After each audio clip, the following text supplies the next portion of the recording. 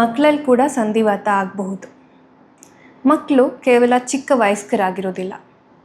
ಮಕ್ಕಳಲ್ಲಿ ಬರುವಂಥ ಸಂಧಿವಾತ ಹಾಗೂ ಅದರ ಸಂಬಂಧಪಟ್ಟ ಕಾಯಿಲೆಗಳು ಬಹಳನೇ ವಿಭಿನ್ನವಾಗಿರುತ್ತೆ.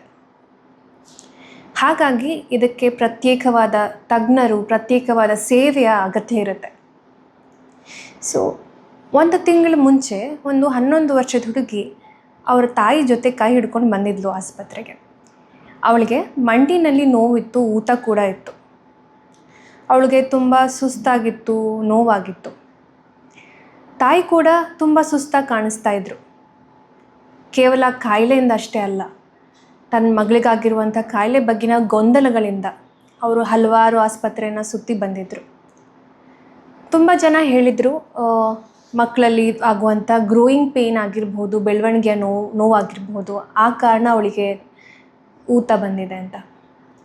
ಕೆಲವರು ಹೇಳಿದರು ಮಕ್ಕಳಲ್ಲಿ ಆರ್ಥ್ರೈಟಿಸ್ ಎಲ್ಲ ಬರೋದಿಲ್ಲ, ಈ ಅವಶ್ಯಕತೆ ಇಲ್ಲದಿರೋ ಔಷಧಿಗಳನ್ನೆಲ್ಲ ಕೊಡಬೇಡ ಅಂತ. ಇನ್ನೊಂದಷ್ಟು ಜನ ಹೇಳಿದರು ಬೆಳೀತಾ ಬೆಳೀತಾ ಸರಿ ಹೋಗುತ್ತೆ ಅಂತ. ಬಟ್ 1 ತಿಂಗಳಾದ್ರೂ ಅದು ಸರಿ ಹೋಗಿರಲಿಲ್ಲ. ನೋವು ಮತ್ತು ಊತ ಹಾಗೇ ಇತ್ತು. ಸೊ ಮಕ್ಕಳಲ್ಲಿ ಉಂಟಾಗಬಹುದಾದಂಥ ಆರ್ಥ್ರೈಟಿಸ್, ಸಂಧಿವಾತ ಹಾಗೂ ಅದರ ಸಂಬಂಧಪಟ್ಟ ಕಾಯಿಲೆಗಳ ಬಗ್ಗೆ ತಿಳುವಳಿಕೆ ತುಂಬ ಅಗತ್ಯವಾಗಿರುತ್ತೆ. ನಾವಿದನ್ನು 3 ದೃಷ್ಟಿಕೋನದಿಂದ ಅರ್ಥ ಮಾಡ್ಕೊಳ್ಳೋಣ. ಮೊದಲನೇದಾಗಿ ಮಕ್ಕಳ ದೃಷ್ಟಿಕೋನ. ಮಕ್ಕಳಲ್ಲಿ ಬರುವಂಥ ಆರ್ಥ್ರೈಟಿಸ್ ಆಗಿರಬಹುದು ಅಥವಾ ಜಾಯಿಂಟ್ನಲ್ಲಿ ಪೇಯ್ನ್ ಇರಬಹುದು, ಕೇವಲ ನೋವಾಗಿ ಕಾಣಿಸ್ಕೊಳ್ಳೋದಿಲ್ಲ. ಅದು ಮಕ್ಕಳಲ್ಲಿ ಆಟ ಆಡದೇ ಇರೋ ರೀತಿ ತಡೆಗಟ್ಟೋದಾಗಲಿ, ಅಂದರೆ ಆ ಫೀಲ್ಡ್ನಲ್ಲಿ ಹೋಗಿ ಆಟ ಆಡಲಿಕ್ಕೆ ಆಗದೇ ಇರುವಂಥದ್ದು, ಸ್ಕೂಲಲ್ಲಿ ಆಬ್ಸೆಂಟ್ ಆಗುವಂಥದ್ದು, ಆಸ್ಪತ್ರೆ ಸುತ್ತಾಟ, ನೋವಿನಿಂದ, ಸ್ಟಿಫ್ನೆಸ್ಸಿಂದ ಸ್ಕೂಲ್ ಅಟೆಂಡ್ ಮಾಡೋಕ್ಕಾಗದೇ ಇರುವಂಥದ್ದು, ಜೊತೆಗೆ ನಾನು ಯಾಕೆ ಬೇರೆ ಮಕ್ಕಳಿಗಿಂತ ವಿಭಿನ್ನವಾಗಿದ್ದೀನಿ ಅಂತ ಮಕ್ಕಳಲ್ಲೇ ಗೊಂದಲ ಆಗಬಹುದು.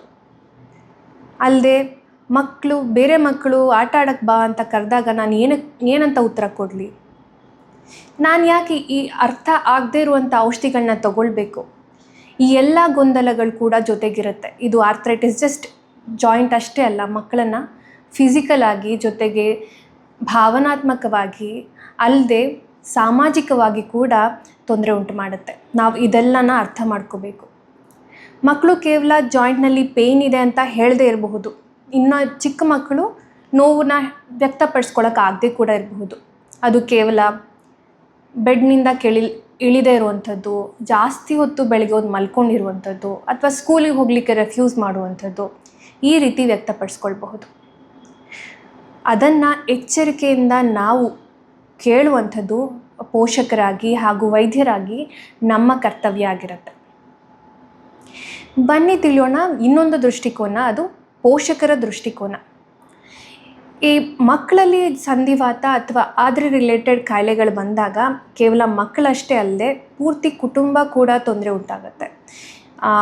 ಮಕ್ಕಳನ್ನು ಪೋಷಕರಲ್ಲಿ ಎಸ್ಪೆಷಲಿ ಮಕ್ಕಳ ಭವಿಷ್ಯ ಹೇಗಿರುತ್ತೆ, ಇದು ಲೈಫ್ ಲಾಂಗ್ ಇರುತ್ತಾ ಕಾಯಿಲೆ, ಅವ್ರ ಫ್ಯೂಚರ್ನಲ್ಲಿ ತಮ್ಮ ಕೆಲಸ ತಾವು ಮಾಡ್ಕೊಳ್ಬಹುದಾ, ಕೆಲಸಕ್ಕೆ ಹೋಗಬಹುದಾ, ಓದು ಬರಹಕ್ಕೆ ಏನಾದರೂ ಸಮಸ್ಯೆ ಉಂಟಾಗತ್ತಾ, ಎಷ್ಟು ಔಷಧಿಗಳು ತೊಗೊಳ್ಬೇಕು, ಎಷ್ಟು ಖರ್ಚಾಗ್ಬೋದು, ಎಷ್ಟು ಆಸ್ಪತ್ರೆ ಸುತ್ತಬೇಕಾಗಬಹುದು, ಈ ಬೇರೆ ಸ್ಟಡೀಸ್ಗೆ ಬೇರೆ ಜಾಗಕ್ಕೆ ಹೋದರೆ ಅಲ್ಲಿ ಕೂಡ ತಜ್ಞರು ಸಿಗ್ತಾರಾ,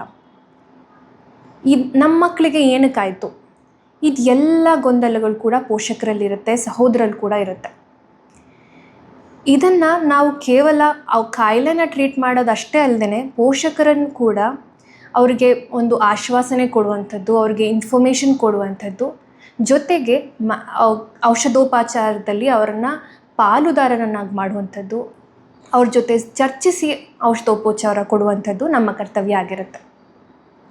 3ನೇದಾಗಿ ವೈದ್ಯಕೀಯ ದೃಷ್ಟಿಕೋನ ಅಥವಾ ಕ್ಲಿನಿಕಲ್ ಪರ್ಸ್ಪೆಕ್ಟಿವ್ ಅಂತ ಹೇಳೋದಾದರೆ, ಇದು ನಾವು ಡಾಕ್ಟರ್ಸ್ ಜಾಸ್ತಿ ಒತ್ತು ಕೊಡುವಂಥದ್ದು, ಬಟ್ ಇದು ಕೂಡ ಈಕ್ವಲಿ ಇಂಪಾರ್ಟೆಂಟ್. ಮಕ್ಕಳಲ್ಲಿ ಬರುವಂಥ ಆರ್ಥ್ರೈಟಿಸ್ನಲ್ಲಿ ಜಸ್ಟ್ ದೊಡ್ಡವ್ರು ಕೊಡುವಂಥ ಔಷಧಿಗಳದ್ದು ಕಡಿಮೆ ಡೋಸ್ ಕೊಡೋದು ಆಗಿರೋದಿಲ್ಲ. ಮಕ್ಕಳಲ್ಲಿ ಗ್ರೋತ್ ಆಗ್ತಾ ಇರುತ್ತೆ, ಡೆವಲಪ್ಮೆಂಟ್ ಆಗ್ತಾ ಇರುತ್ತೆ. ಅದರ ತಕ್ಕ ಹಾಗೆ ಔಷಧಿಗಳನ್ನ ಅಡ್ಜಸ್ಟ್ ಮಾಡಬೇಕಾಗತ್ತೆ, ಅದನ್ನೆಲ್ಲನೂ ತಲೆಯಲ್ಲಿ ಇಟ್ಕೋಬೇಕಾಗತ್ತೆ. ಬೋನ್ ಕೂಡ ಡೆವಲಪ್ಮೆಂಟ್ ಆಗ್ತಾ ಇರುತ್ತೆ, ಪ್ರೌಢಾವಸ್ಥೆ ಇರಬಹುದು. ಇಮ್ಯುನಿಟಿ ಕೂಡ ವಯಸ್ಸಿನ ಜೊತೆಗೆ ಚೇಂಜ್ ಆಗ್ತಾ ಇರುತ್ತೆ. ಇದನ್ನು ಕೂಡ ನಾವು ದೃಷ್ಟಿಕೋನದಲ್ಲಿ ಇಟ್ಕೊಂಡು ಔಷಧಿಗಳನ್ನ ಕೊಡಬೇಕಾಗತ್ತೆ. ಜೊತೆಗೆ ಆರ್ಥ್ರೈಟಿಸ್ ಟ್ರೀಟ್ಮೆಂಟ್ ಕೇವಲ ಒಬ್ಬರು ಕೊಡುವಂಥದ್ದಲ್ಲ, ಇದು ಮಲ್ಟಿ ಡಿಸಿಪ್ಲಿನರಿ ಟ್ರೀಟ್ಮೆಂಟ್ ಆಗಿರುತ್ತೆ. ಅಂದರೆ ಹಲವಾರು ತಜ್ಞರು, ಹಲವಾರು ರೀತಿಯ ಸೇವೆ ಕೂಡ ಅವಶ್ಯಕತೆ ಬೇಕಾಗತ್ತೆ. ಒಂದು ಮುಖ್ಯವಾಗಿ ಪೀಡಿಯಾಟ್ರಿಕ್ ರುಮಟಾಲಜಿಸ್ಟ್, ಮಕ್ಕಳ ಸಂಧಿವಾತ ತಜ್ಞ ಅಥವಾ ಇಮ್ಯುನಿಟಿ ತಜ್ಞರಿರ್ತಾರೆ. ಜೊತೆಗೆ ಫಿಸಿಯೋಥೆರಪಿ ಡಾಕ್ಟರ್ಸ್ ಇರ್ತಾರೆ, ನೇತ್ರ ತಜ್ಞರಿರ್ತಾರೆ, ಆಫ್ಥಲ್ಮಾಲಜಿಸ್ಟ್ ಅಥವಾ ಕಣ್ಣಿನ ಡಾಕ್ಟರ್ ಇರ್ತಾರೆ. ಜೊತೆಗೆ ನರ್ಸಸ್ ಇರ್ತಾರೆ, ಹಾಗೂ ಸೋಷಿಯಲ್ ವರ್ಕರ್ಸ್ ಇರಬಹುದು, ಎಜುಕೇಟರ್ಸ್ ಇರಬಹುದು, ಜೊತೆಗೆ ಸೈಕಾಲಜಿಸ್ಟ್ ಕೂಡ ಅವಶ್ಯಕತೆ ಬೀಳಬಹುದು. ಇದು ಎಲ್ಲ ಸೇವೆಗಳು ಒಟ್ಟಾಗಿ ಕೊಟ್ಟಾಗಲೇ ಮಕ್ಕಳಲ್ಲಿ ಫಿಸಿಕಲಿ ಅಷ್ಟೇ ಅಲ್ಲದೆ ಎಮೋಷ್ನಲಿ, ಸೋಷಿಯಲಿ ಅವ್ರನ್ನ ನಾವು ಸ್ಟ್ರಾಂಗ್ ಮಾಡಬಹುದು, ಅವರಿಗೆ ಆತ್ಮವಿಶ್ವಾಸವನ್ನು ಕೂಡ ತುಂಬಬಹುದು. ಈ ಎಲ್ಲ ಕಾರಣಗಳಿಂದ ಮಕ್ಕಳು ದೊಡ್ಡವರಲ್ಲಿ ಬರುವಂಥ ಕಾಯಿಲೆಗಳಿಗಿಂತ ಡಿಫ್ರೆಂಟ್ ಆಗಿರುತ್ತೆ. ಮಕ್ಕಳಲ್ಲಿ ಕೂಡ ಆರ್ಥ್ರೈಟಿಸ್ ಬರಬಹುದು, ಬಟ್ ಅದು ಬಂದಾಗ ಅದರದೇ ವಿಭಿನ್ನವಾದ ಕಾಯಿಲೆಗಳು, ವಿಭಿನ್ನವಾದ ಚಾಲೆಂಜಸ್ ಜೊತೆಗೆ ಬರುತ್ತೆ. ಇದನ್ನೆಲ್ಲ ಅರ್ಥ ಮಾಡಿಕೊಂಡು ಅದಕ್ಕೆ ಔಷಧಿ ಕೊಡಬೇಕಾಗತ್ತೆ. ಅದನ್ನು ಕೊಡುವಂಥ ತಜ್ಞರನ್ನು ಪೀಡಿಯಾಟ್ರಿಕ್ ರುಮಟಾಲಜಿಸ್ಟ್ ಅಥವಾ ಮಕ್ಕಳ ಸಂಧಿವಾತ ಅಥವಾ ಇಮ್ಯುನಿಟಿ ತಜ್ಞರು ಅಂತ ಹೇಳ್ತೀವಿ. ಪ್ರತಿ ವರ್ಷ ಮಾರ್ಚ್ 18ನೇ ತಾರೀಕು ವರ್ಲ್ಡ್ ಡೇ ಅಂತ ಸೆಲೆಬ್ರೇಟ್ ಮಾಡ್ತೀವಿ. ಅಂದರೆ world Young rheumatic diseases day. ಮಕ್ಕಳಲ್ಲಿ ಜೊತೆಗೆ ಚಿಕ್ಕ ವಯಸ್ಕರಿನಲ್ಲಾಗುವಂತಹ ಸಂಧಿವಾತ ಸಂಬಂಧಪಟ್ಟ ಕಾಯಿಲೆಗಳ ಬಗ್ಗೆ ತಿಳುವಳಿಕೆಯನ್ನು ಅಥವಾ ಅರಿವನ್ನು ಉಂಟು ಮಾಡುವಂಥ ಕಾರಣದಿಂದ ಪ್ರತಿ ವರ್ಷ ಇದನ್ನು ನಾವು ಅಬ್ಸರ್ವ್ ಮಾಡ್ತೀವಿ. ಈ ವರ್ಷ ಕೂಡ 2026ರಲ್ಲಿ ಥೀಮ್ ಬಂದು ಮಕ್ಕಳಲ್ಲಿ ಆಗುವಂಥ ಕಾಯಿಲೆಗಳು ದೊಡ್ಡವ್ರಿಗಿಂತ ವಿಭಿನ್ನವಾಗಿದೆ ಅಂತ ಅರ್ಥ ಮಾಡಿಕೊಳ್ಳುವಂಥದ್ದೇ ಆಗಿರುತ್ತೆ. ಸೊ ಈ ಕಾರಣವಾಗಿ ಮಕ್ಕಳಲ್ಲಿ ಬರುವಂಥ ಸಂಧಿವಾತ, ಅದರ ಬಗ್ಗೆನ ಅರಿವು ಕೂಡ ಎಲ್ಲರಲ್ಲಿ ಮೂಡಬೇಕಾಗತ್ತೆ.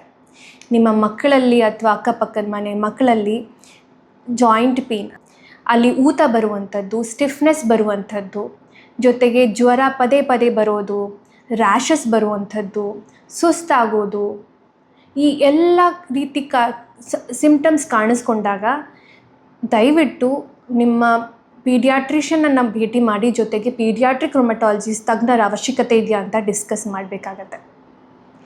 ನಾನು ಡಾಕ್ಟರ್ ಸುಷ್ಮಾ, ಮಕ್ಕಳ ಸಂಧಿವಾತ ತಜ್ಞ, ಚಾಂಡ್ರಿ ರುಮಟಾಲಜಿ ಹಾಸ್ಪಿಟಲ್. ಧನ್ಯವಾದಗಳು.